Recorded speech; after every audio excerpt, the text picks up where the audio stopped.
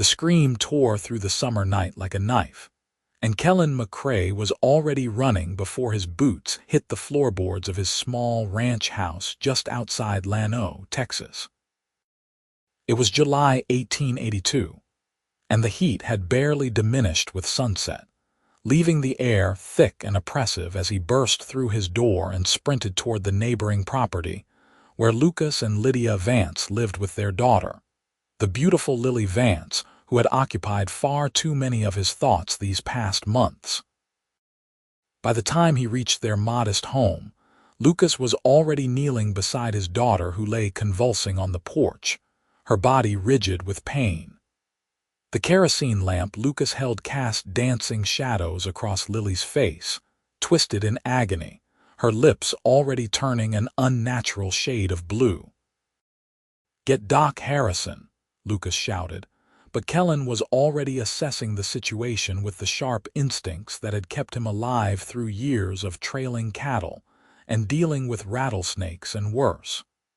He recognized poison when he saw it.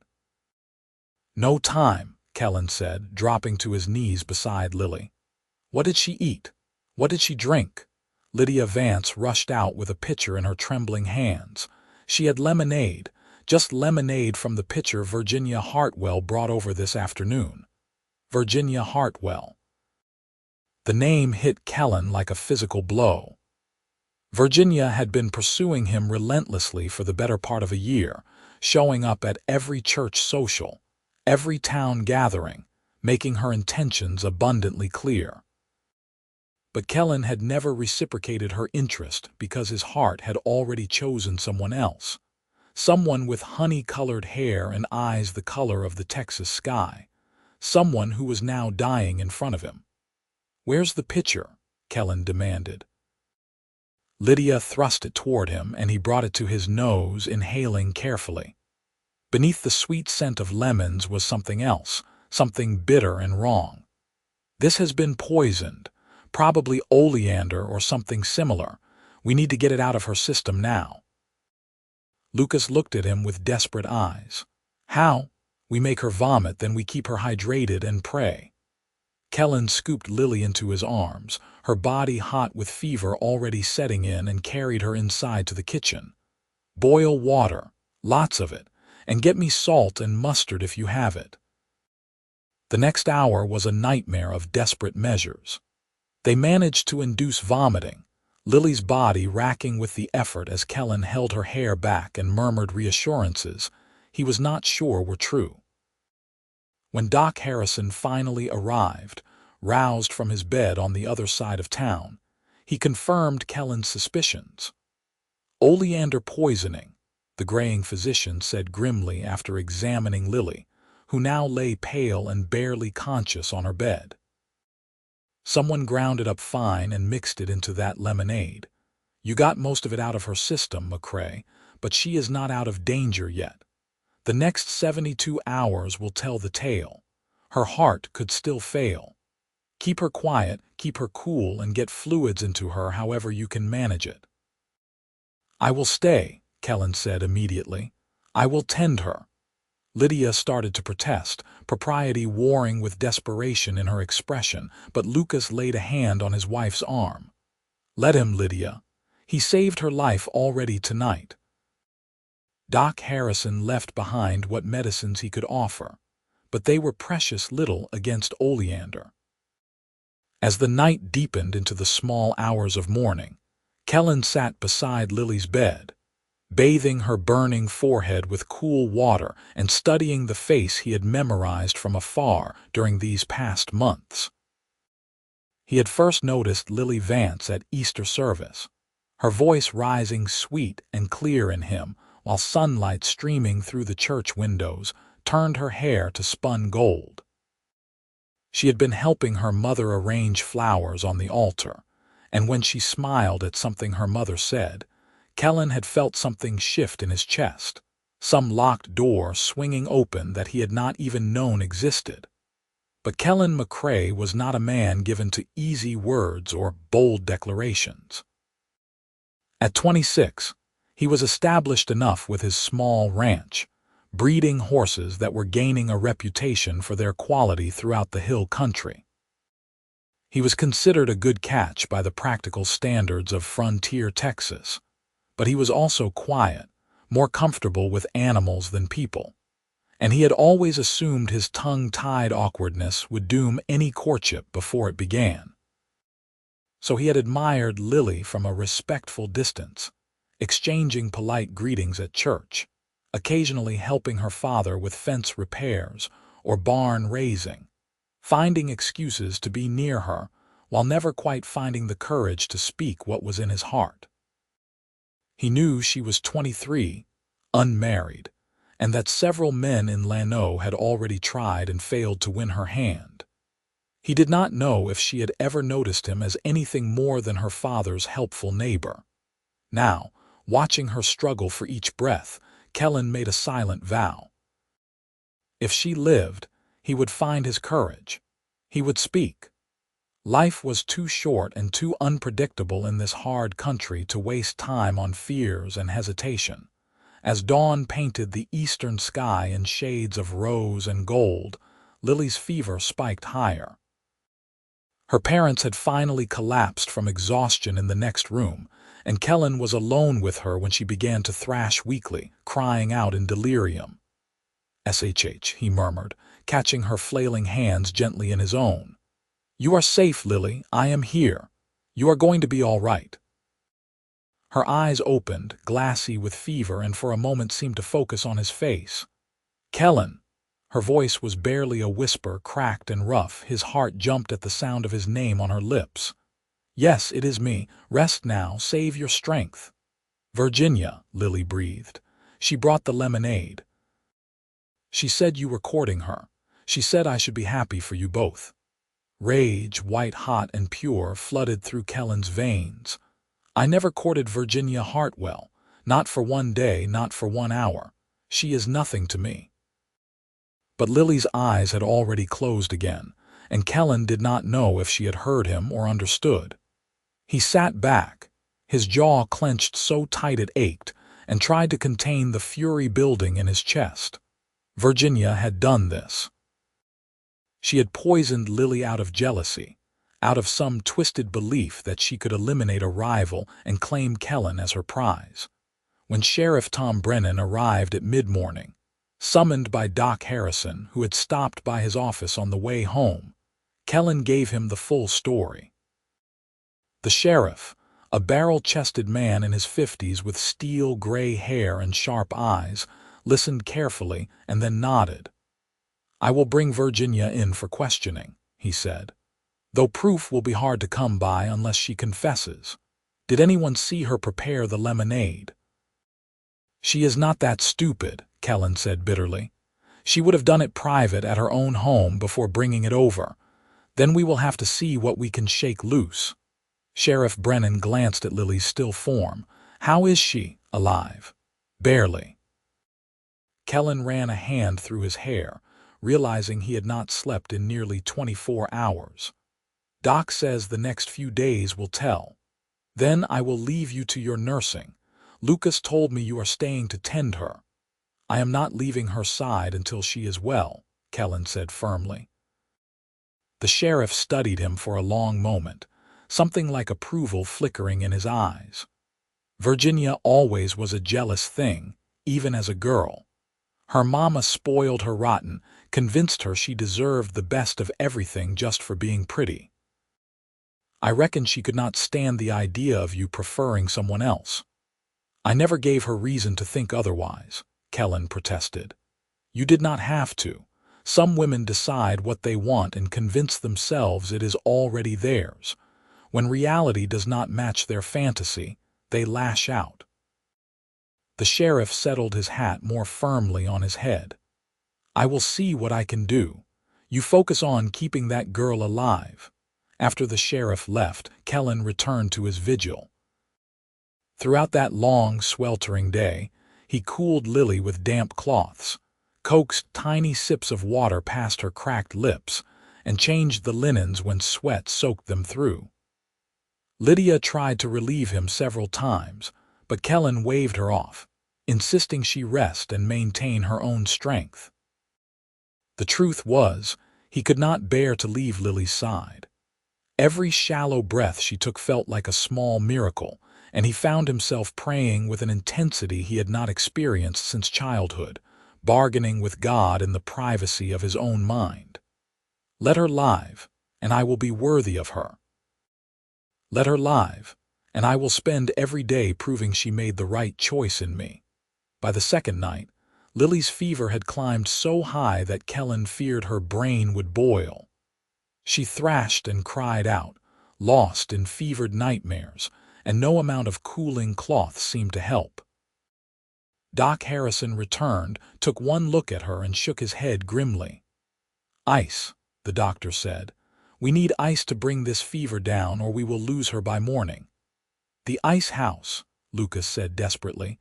"The one by the river where they store it packed in sawdust from the winter harvest." "I will go," Kellen said immediately, already heading for the door. "It is 3 miles," Doc Harrison warned, "and you will need to hurry." Kellen was already running. He saddled his best horse, a chestnut mare named Sunset who had never failed him, and rode through the darkness like demons were chasing him. The moon was waning, providing barely enough light to see by, but Sunset knew the trail and Kellen trusted her completely. The ice house keeper, a German immigrant named Heinz Muller, grumbled about being roused in the middle of the night, but changed his tune when Kellen explained the situation.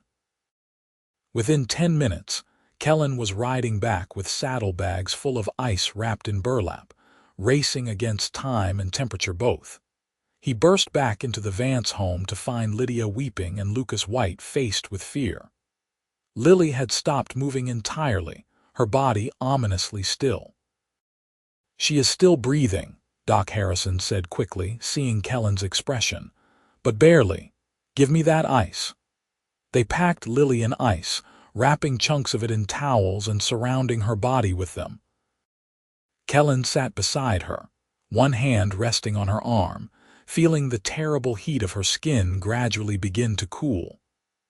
Time seemed to stop, the whole world narrowing down to the rise and fall of Lily's chest, the barely perceptible flutter of her pulse beneath his fingertips. Dawn was breaking when Lily's eyes finally opened. They were clear for the first time in 2 days, no longer glazed with fever, and they found Kellen's face immediately. "You are still here," she whispered.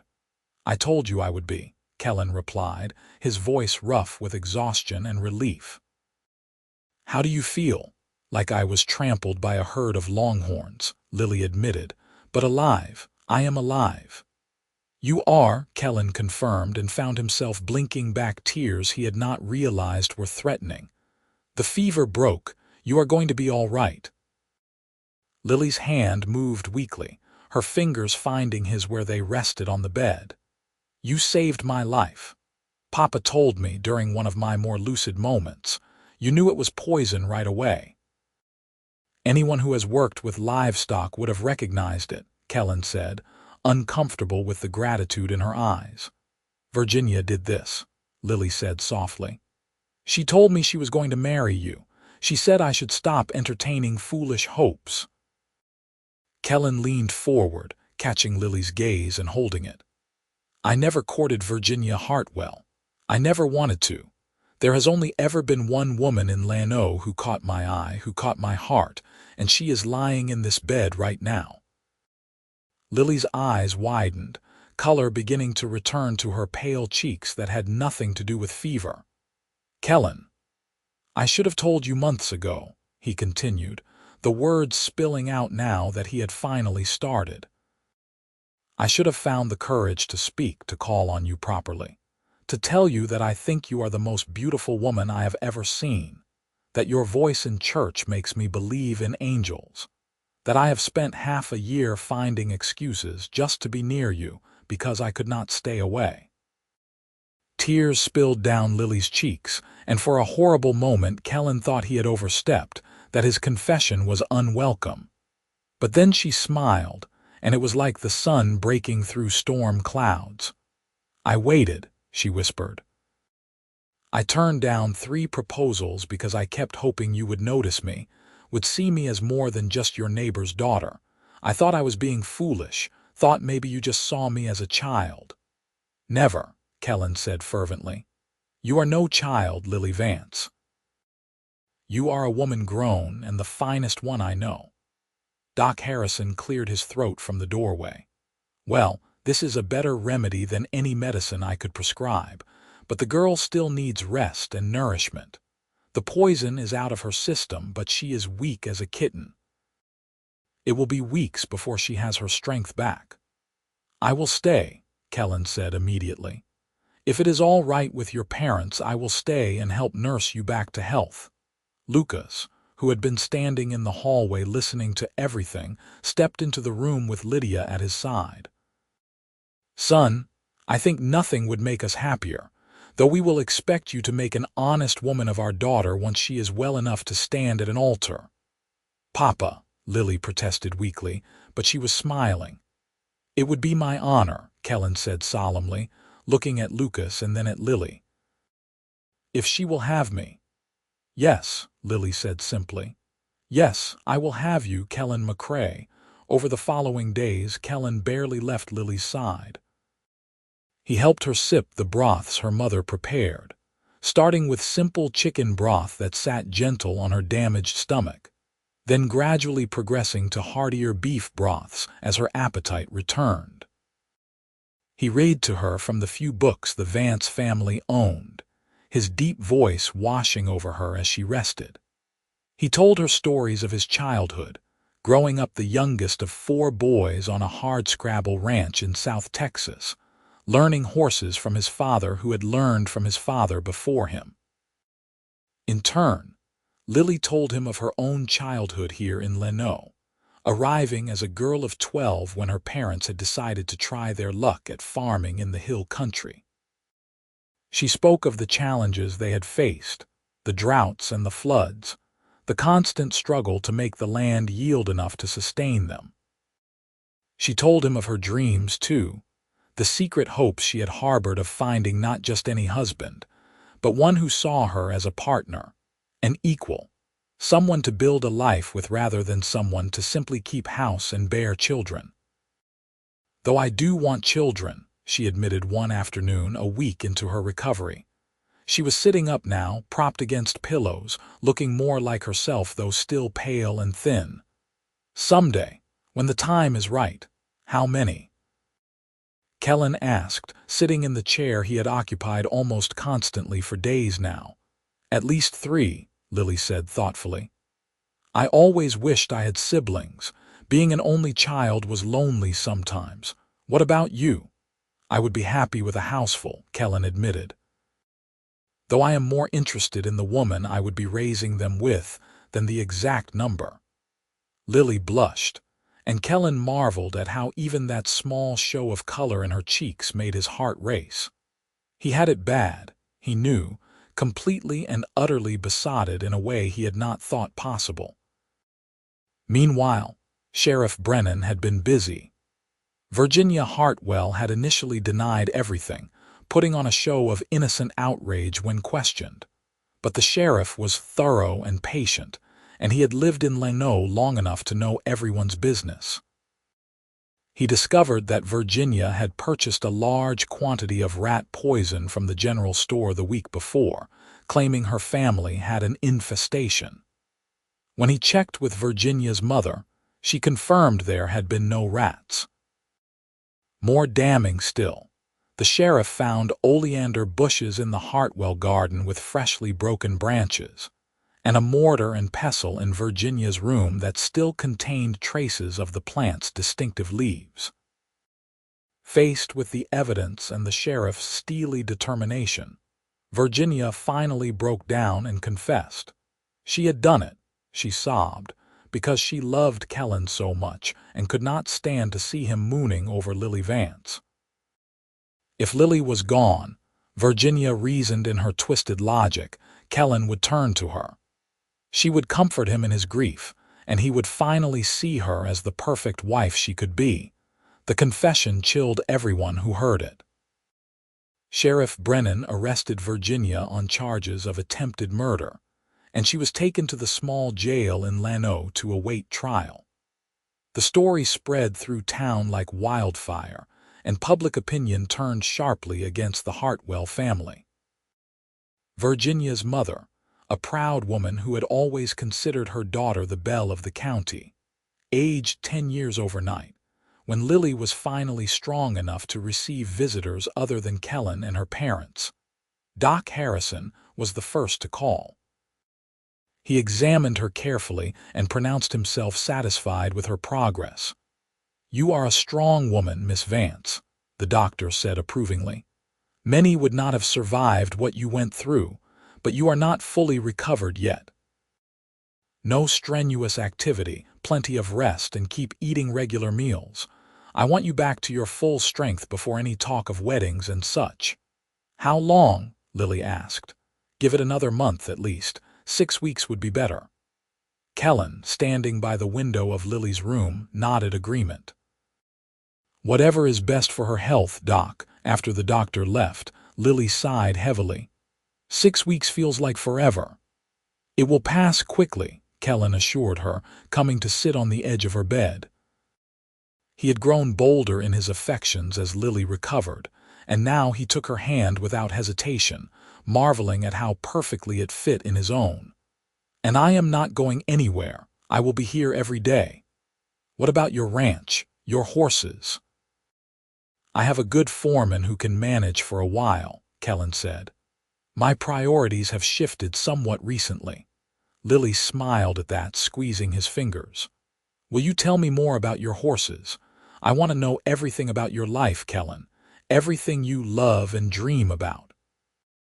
So Kellen told her about his breeding program, the careful selection of mares and stallions to produce horses with the stamina to survive long trail drives, combined with the intelligence and temperament to make them valuable working animals.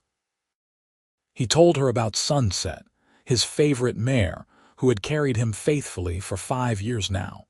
He told her about his dreams of expanding the operation, of eventually being known throughout Texas for the quality of his stock.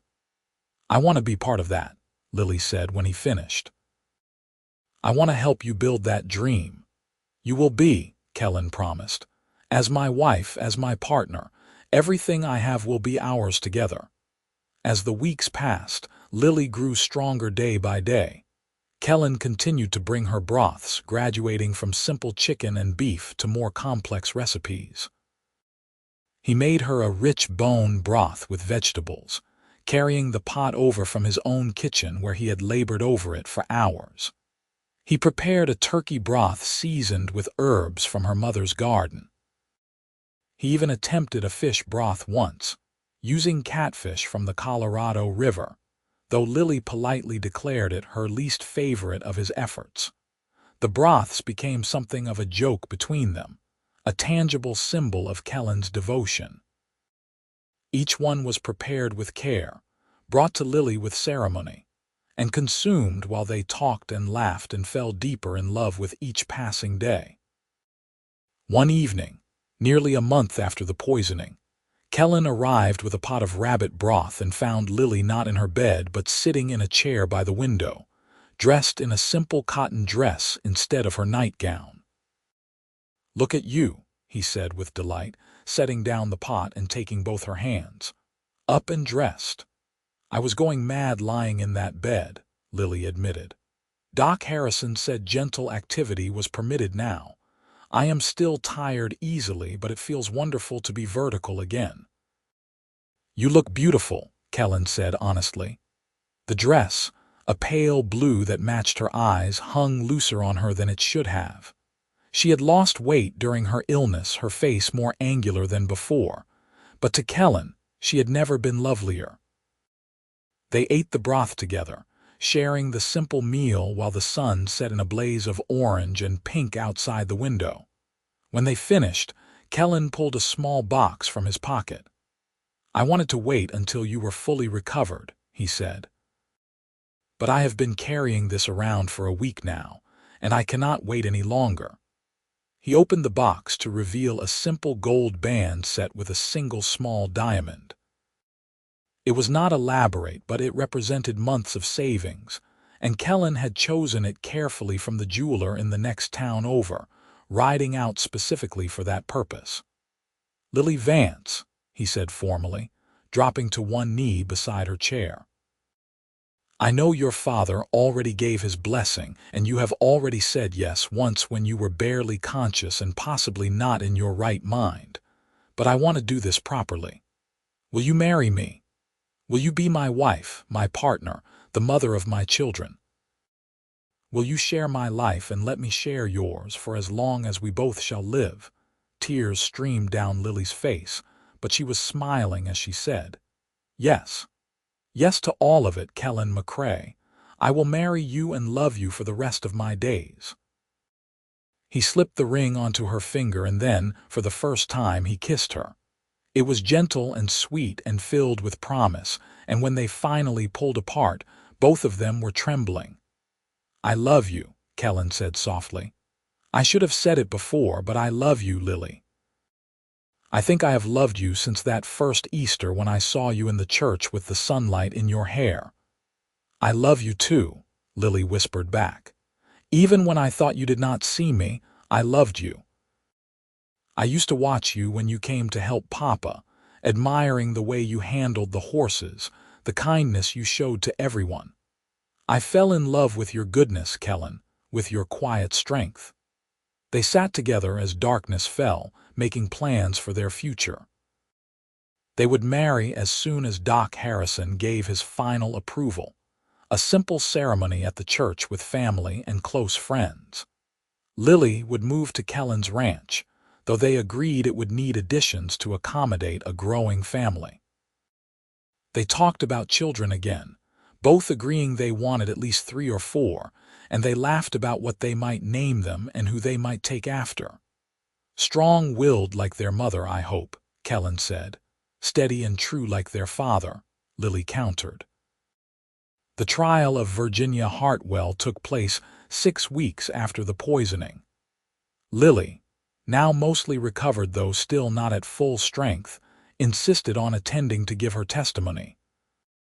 Kellen accompanied her, sitting in the front row of the small courthouse and offering silent support as Lily recounted the events of that terrible night. Virginia sat at the defendant's table looking small and defiant, refusing to meet anyone's eyes. Her lawyer, a nervous young man from Austin, tried his best to argue that Virginia had been temporarily insane, overcome by the heat and unrequited love. But the evidence was damning, and the jury, composed of local men who knew both Lily and Kellen, deliberated for less than an hour before returning a guilty verdict. The judge, a stern man named Marcus Aldridge, who had presided over the Llano County Court for 15 years, sentenced Virginia to 10 years in the state prison. It was a harsh sentence for a woman, especially one from a respectable family, but Judge Aldridge made it clear that attempted murder would not be tolerated in his jurisdiction, regardless of the perpetrator's gender or social standing. "You poisoned an innocent young woman out of jealousy and spite," Judge Aldridge said coldly. "You nearly killed her, and you showed no remorse until faced with irrefutable evidence of your guilt. This court can show you no mercy. 10 years in prison, to be served in full." Virginia finally broke down then, sobbing hysterically as the bailiff led her away. Her mother wailed from the gallery, but most of the spectators showed little sympathy. The attempted murder of Lily Vance had shocked the small community, and people were relieved to see justice done. Outside the courthouse, Lily sagged against Kellen, the strain of the day catching up with her. "Is it terrible that I feel sorry for her?" she asked quietly. "It means you have a good heart," Kellen replied, supporting her weight easily. "But she made her choice, and now she must live with the consequences. Our job is to move forward and build the life we want together." 2 weeks later, on a warm Saturday in early September, Kellan McCray and Lily Vance were married at the First Baptist Church of Lano. Lily wore a simple white dress that her mother had sewn by hand, working late into the night for weeks to ensure it was perfect. The dress fit properly now, Lily having regained much of the weight she had lost, and she looked radiant with happiness as her father walked her down the aisle. Kellen, dressed in his best suit, and a new shirt purchased specifically for the occasion, felt his breath catch when he saw her. She was ethereally beautiful with wildflowers woven into her hair, and her face glowing with joy. When she reached him and took his hands, he felt the rightness of it settle into his bones. This was meant to be. They were meant to be. The ceremony was traditional and brief. Reverend Thomas spoke about the sanctity of marriage, the importance of faith and commitment, the trials that every couple would face, and the love that would see them through. Kellen and Lily exchanged vows, their voices clear and firm, and when the Reverend pronounced them husband and wife, Kellen kissed his bride with all the pent-up emotion of the past months. The reception was held at the town hall, with half of Lano in attendance. There was music and dancing, though Lily had to sit out most of the dances, still not strong enough for strenuous activity. Kellen remained by her side, perfectly content to watch others dance while holding his wife's hand and accepting congratulations from the steady stream of well-wishers. Doc Harrison made a point of pulling them aside. "You two have been through more than most couples face in a lifetime," he said gruffly, "but you have come through it stronger. That is a good foundation for a marriage. Take care of each other and you will do just fine." As evening fell and the celebration began to wind down, Kellen and Lily slipped away to begin their life together. Kellen had prepared his small house as best he could, adding curtains to the windows and purchasing a new mattress for the bed. It was humble compared to some, but it was clean and sturdy, and it was theirs. That night, in the privacy of their home, Kellen and Lily consummated their marriage with tenderness and care.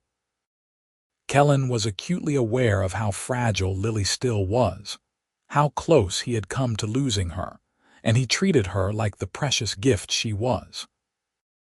Lily, for her part, gave herself to her husband with complete trust and growing passion, and when they finally lay tangled together in the aftermath, both agreed it had been worth the wait. "I love you, Mrs. McCrae," Kellen murmured into her hair.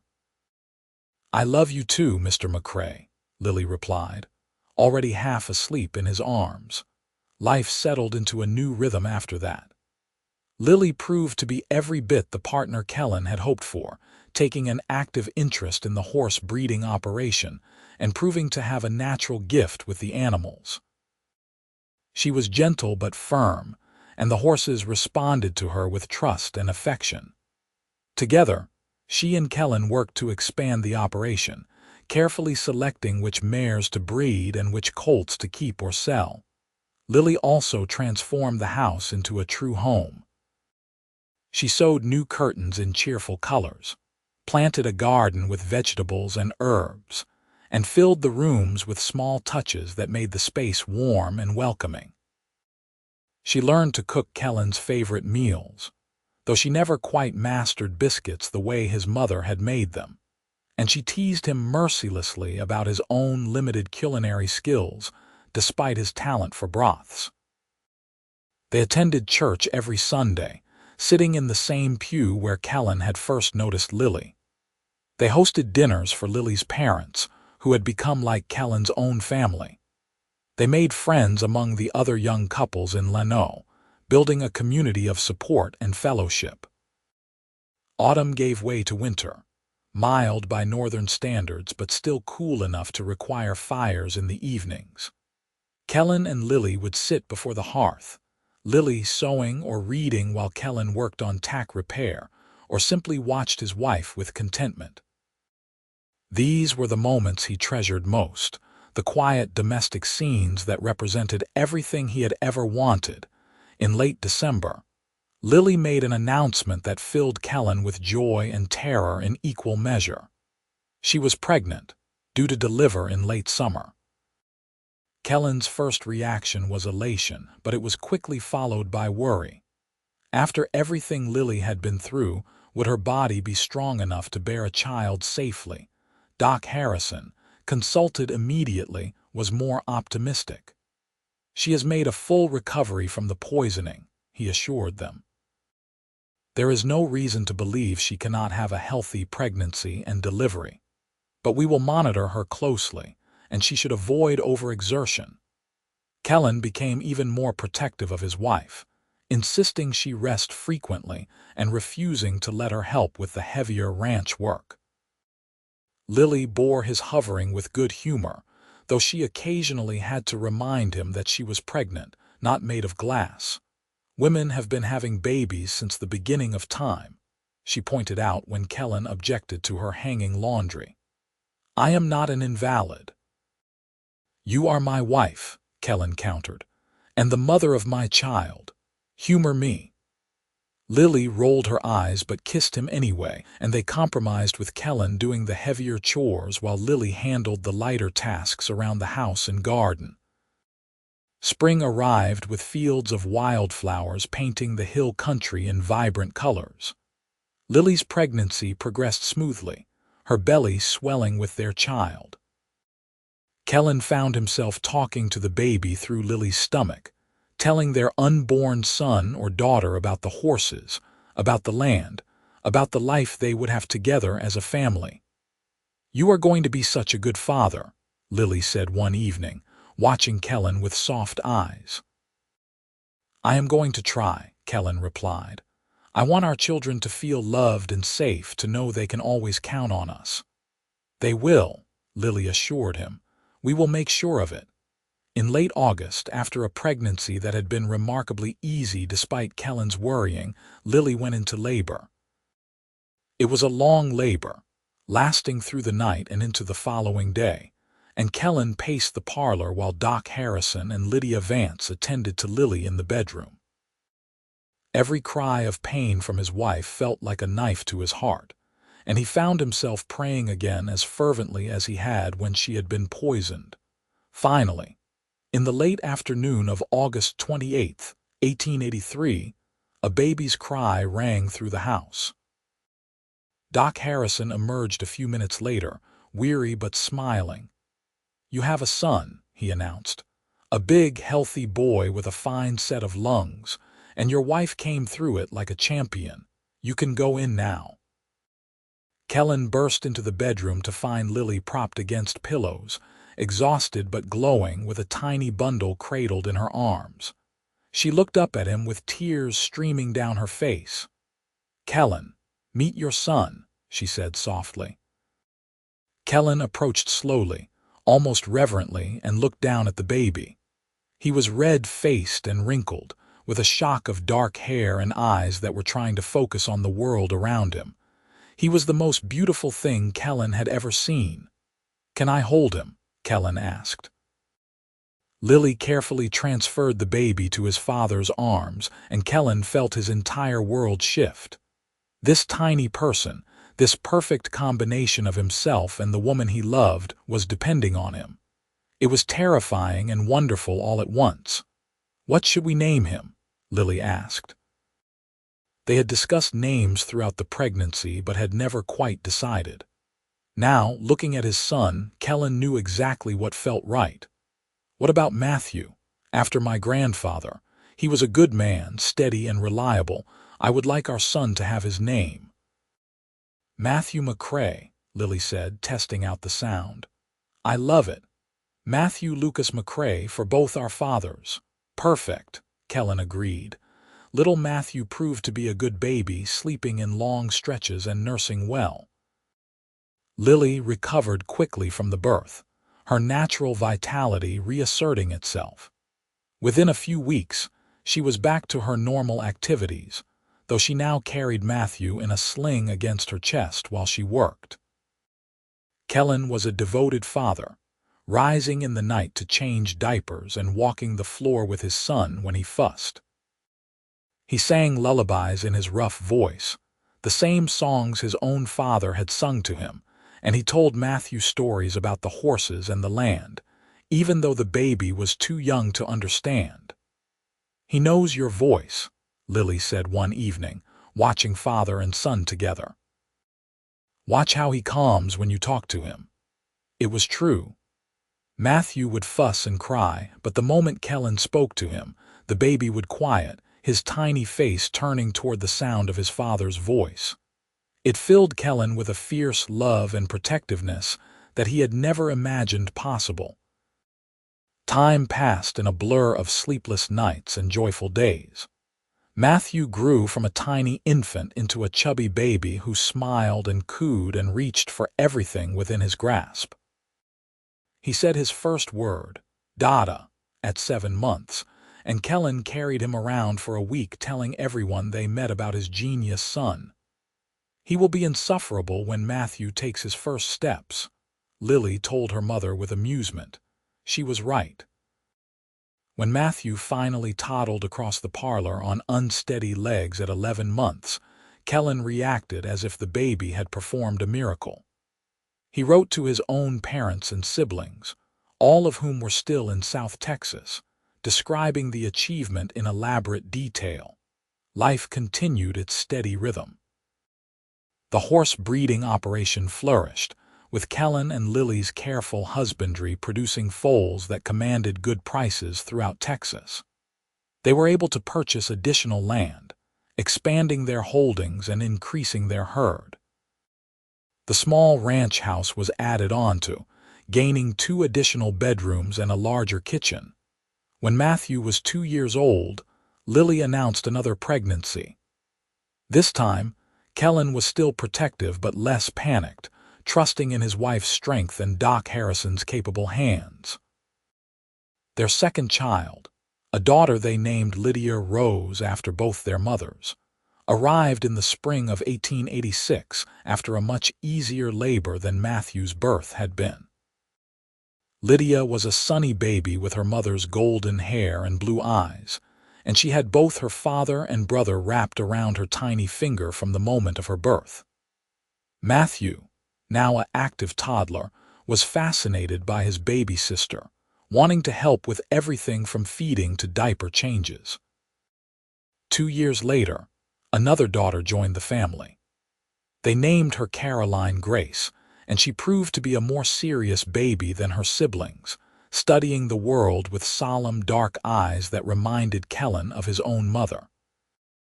With 3 children under the age of 5, the McCrae household was chaotic and loud and filled with love. Kellen would sometimes pause in his work and look toward the house, hearing the sounds of children's laughter drifting across the yard, and feel overwhelmed with gratitude. He thought back to that terrible night when he had run to the Vance home and found Lily poisoned, how close he had come to losing her before he had ever really had her. The memory still had the power to chill his blood. One evening, when the children were finally asleep, and he and Lily were sitting on their porch watching the stars emerge, Kellen voiced these thoughts.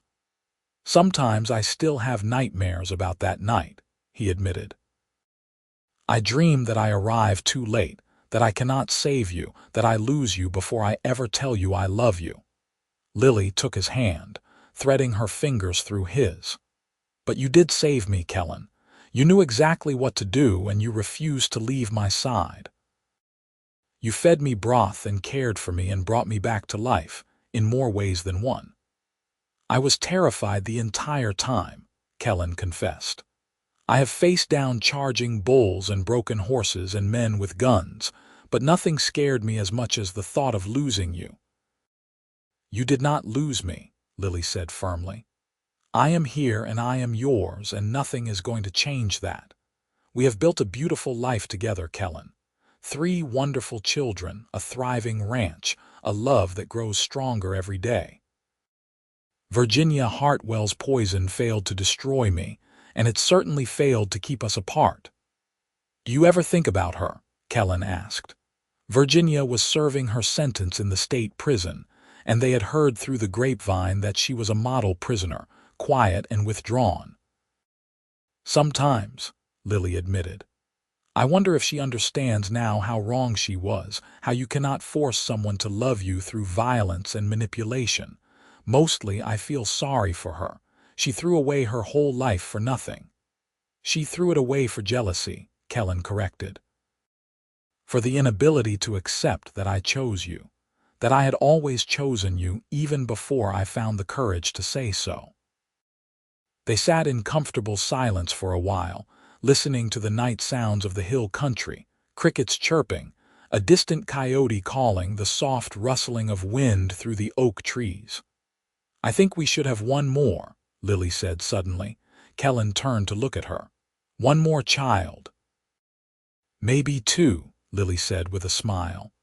"I always said I wanted a houseful, remember, and you are such a wonderful father. I want to do this again to grow our family a little more." "Are you sure?" Kellen asked. "3 children is already a lot of work." "I am sure," Lily said firmly. "Our oldest is only 6.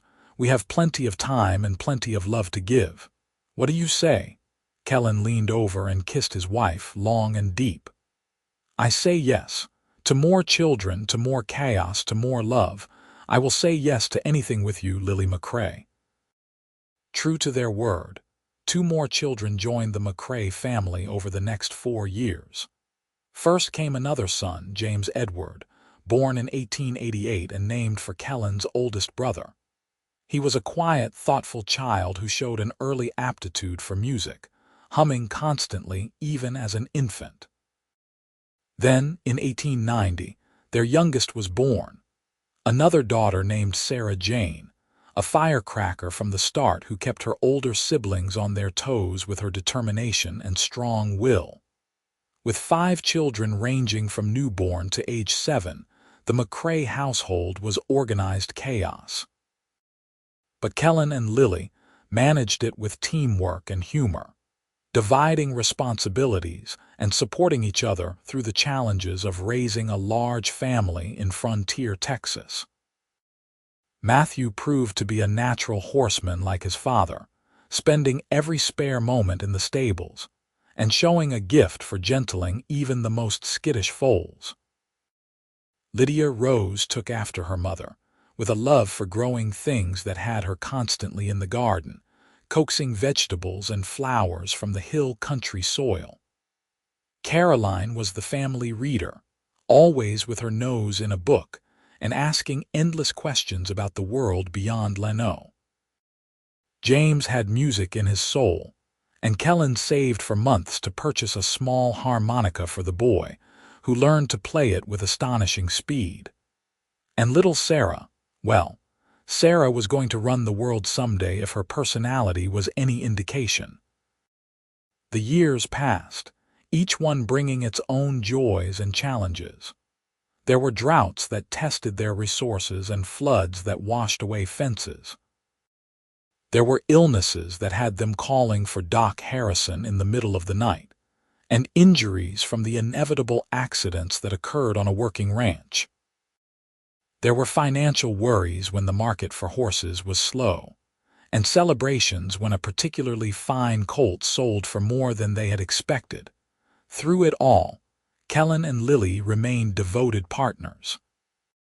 They still made time for each other, stealing moments alone whenever possible, maintaining the connection that had drawn them together in the first place. They still sat on the porch on warm evenings, hands clasped, talking about their dreams and plans. They still found excuses to touch, to kiss, to remind each other of the passion that had blossomed from such dark beginnings. On their 10th wedding anniversary, in September of 1893, Kellen took Lily into Lano for a rare dinner alone, leaving the children in the capable hands of Lily's parents, who doted on their grandchildren. They ate at the hotel restaurant, a luxury they seldom indulged in, and afterward walked through the town square where they had attended so many gatherings over the years. "You ever regret it?" Kellen asked as they walked. "Choosing me this life?" "It has been harder than you probably imagined.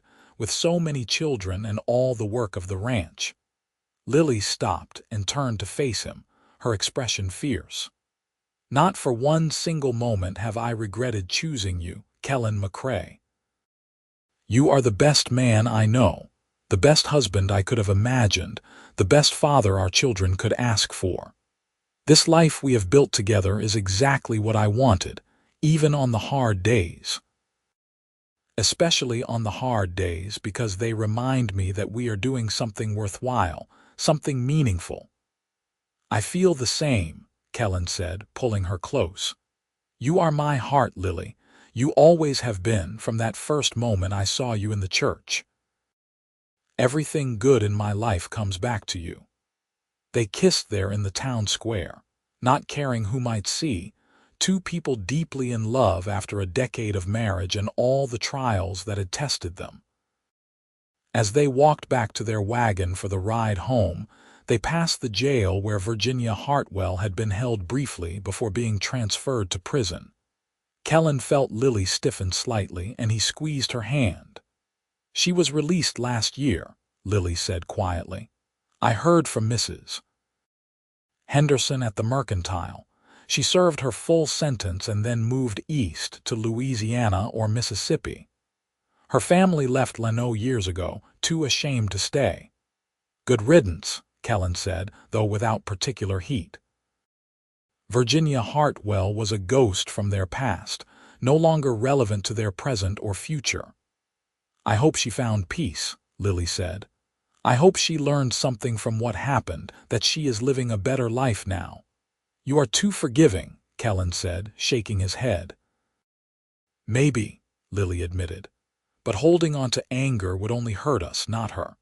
I choose to focus on what we have, not what we almost lost." It was wisdom that Kellen could not argue with, and he said nothing more as they climbed into the wagon and headed home. The children were all asleep when they arrived, and Lily's parents left with knowing smiles, giving the couple their privacy. Kellen and Lily went to bed that night, and loved each other with the practiced ease of long familiarity combined with deep affection, celebrating 10 years of marriage in the most intimate way possible. Life continued its steady march forward. The children grew from babies to young people with dreams and personalities of their own. Matthew, at 13, was already as tall as his father and took on more responsibilities with the horses.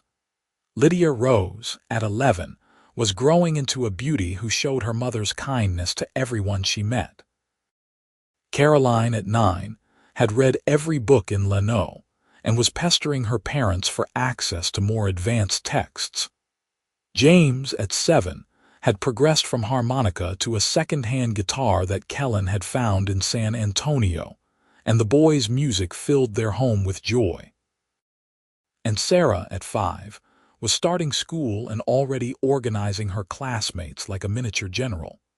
Kellen, now 40 years old, had some gray in his hair and lines around his eyes from years of squinting into the Texas sun. But he was still strong and vital, still capable of the hard physical labor that ranch life demanded. Lily, at 38, had matured from a beautiful girl into a stunning woman, her face refined by time and experience, her body shaped by bearing 5 children but still graceful and strong. They were happy. Not in some perfect, uncomplicated way, but in the deep, abiding manner of two people who had built a real life together, who had weathered storms and celebrated triumphs as true partners. Their love had been tested by poison and near death, by financial struggles, and the everyday challenges of raising a large family in a demanding environment. It had survived all of it and emerged stronger, a force that anchored both of them and provided a foundation for their children. One Sunday after church, as they were preparing to leave, Reverend Thomas called them aside. The old minister, who had married them so many years ago, looked at them with approval. "You two are an inspiration to this community," he said. "The way you have built your family, raised your children, supported each other through everything life has thrown at you. You remind people of what marriage should be. We have been blessed, Kellen said simply, his arm around Lily's waist. You have been more than blessed, the Reverend corrected. You have been faithful in the truest sense of that word. Faithful to each other, to your vows, to the life you promised to build together. That is not luck or blessing. That is choice made every day. As they drove home with their children piled into the back of the wagon, singing songs and arguing over who got to sit where, Kellen reflected on the Reverend's words. Choice. That was what it came down to. He and Lily chose each other every day through good times and bad. They chose to work together rather than apart, to communicate rather than stew in silence, to forgive rather than hold grudges, to love actively rather than passively. It had not always been easy. There had been arguments over money and how to discipline the children, over whether to expand the ranch or consolidate what they had, over 100 small decisions that had to be negotiated and resolved. But they had navigated all of it together, neither one trying to dominate or control, both committed to finding solutions that worked for their partnership. That evening, after the children were in bed, Kellen found Lily in the kitchen, preparing lunches for the school children for the following day. He came up behind her and wrapped his arms around her waist, resting his chin on her shoulder. "You remember the broths?" he asked. Lily laughed softly. "How could I forget? You made me so many different kinds, determined to nurse me back to health one spoonful at a time." "I was so afraid," Kellen admitted. "Every time I brought you a new broth, I was praying it would give you strength, that it would be enough to keep you alive until your body could heal."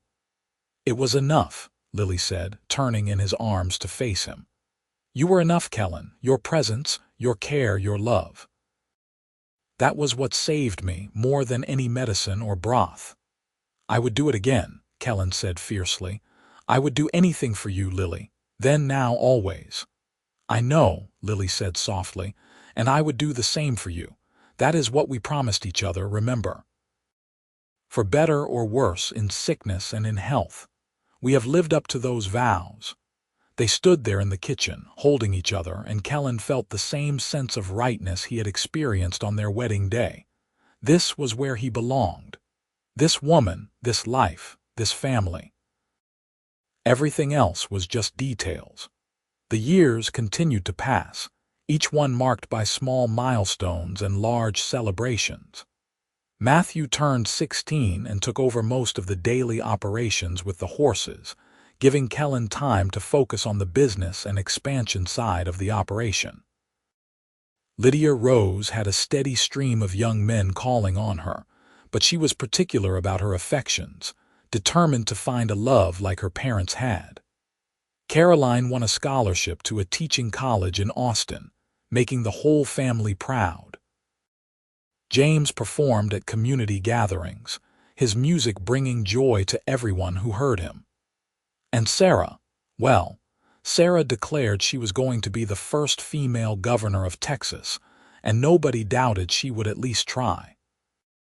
Kellen and Lily aged together, their faces lining and their hair graying, but their love remaining fresh and vital. They were those couples that people pointed to as an example, the ones that young people looked at and hoped to emulate. They were proof that real love existed, that marriage could be a partnership of equals, that choosing each other every day made all the difference. On a warm evening in late summer, nearly 20 years after Lily had been poisoned, Kellen and Lily sat on their porch watching the sunset. The children were scattered, Matthew out checking on a mare about to foal, the girls helping clean up after dinner, James practicing his guitar somewhere inside. It was a rare moment of quiet in their usually chaotic household. "I was thinking," Lily said, "about that night. The night Virginia poisoned me." Kellen tensed slightly. They rarely spoke of it anymore, the memory too painful even after all these years. "What about it?" he asked carefully. I was thinking about how it was the worst thing that ever happened to me, and somehow also the best, Lily said slowly. Because it brought us together in a way nothing else could have. It forced both of us to confront what we felt, to speak truths we might have kept silent for months or even years more. I almost died, but I also truly began living, because I stopped being afraid to claim what I wanted. You wanted me, Kellen said, a hint of wonder still in his voice even after all this time. I wanted you, Lily confirmed. And you wanted me. And we have built something beautiful from those wants. 5 incredible children, a successful ranch, a love that has sustained us through everything. So while I would never say I am grateful to Virginia for poisoning me, I am grateful for what came after. I am grateful we found our courage. Kellen reached over and took his wife's hand, the gesture as natural as breathing after 2 decades together. I am grateful too. For you, for our family, for every day we have been given together. You are my greatest blessing, Lily McCrae. And you are mine, Lily replied.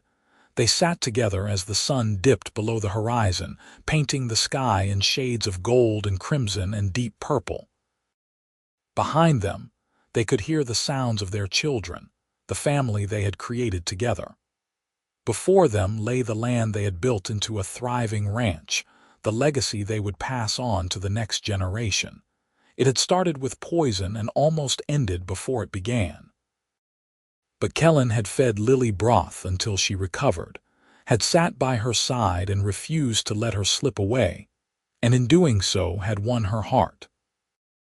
They had married and made a life together, weathering storms and celebrating joys, always choosing each other, always faithful to the vows they had spoken so long ago.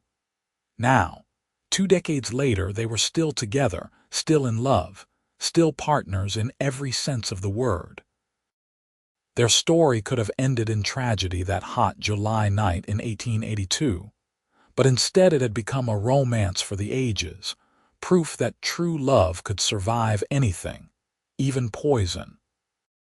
As darkness fell and stars began to appear overhead, Kellen and Lily rose from their chairs and went inside, hand in hand, ready to face whatever tomorrow would bring together, just as they had faced every day for the past 20 years. Their love story, born from near tragedy and nurtured through dedication and devotion, continued on, a testament to the power of choosing love, choosing each other, choosing to build a life together no matter what obstacles arose. And they lived happily, surrounded by children and eventually grandchildren, their love remaining constant through all the changes and challenges that life brought. When Kellen was an old man of 72, he still remembered every detail of that terrible night when he had almost lost Lily before he truly had her. He remembered the fear, the desperation, the fierce determination to save her life. But more importantly, he remembered every day since, every moment of joy and struggle and triumph they had shared. Lily lived to the age of 70, vibrant and engaged until the very end, surrounded by the family she and Kellen had created. When she passed peacefully in her sleep, Kellen mourned deeply but also celebrated the extraordinary life they had shared. They had been given almost 50 years together, 5 children who had grown into fine adults, and more than a dozen grandchildren who carried on their legacy. Kellen followed his beloved wife 2 years later, his heart finally giving out though his spirit remained strong until the end. He was buried beside Lily in the Leno cemetery, their headstones side by side, just as they had lived side by side for so many years. The epitaph on their shared monument reads simply, Kellen and Lily McCrae, united in love, partners in life, 1883 forever. Their children and grandchildren would tell their story for generations. The tale of how someone had poisoned her just to take her man, how the cowboy had fed her broth until she recovered, and how that terrible event had sparked a love story that spanned decades and touched countless lives. It became a family legend, a reminder that love could triumph over evil, that devotion and faithfulness mattered, that choosing each other every day was the foundation of a lasting marriage. The ranch they built together continued to operate, passed down through the generations, a living testament to what Kellen and Lily had created from nothing but love and hard work.